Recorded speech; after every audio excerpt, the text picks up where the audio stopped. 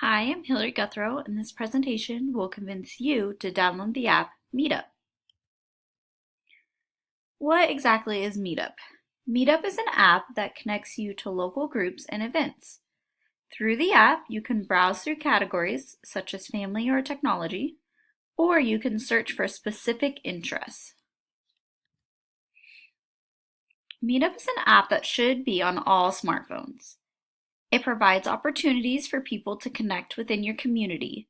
It is a resource for organizing events for those who are passionate about their hobby or interests.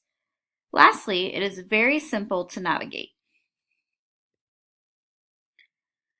Meetup is considered a social media site because you can comment, join groups, and post pictures from events.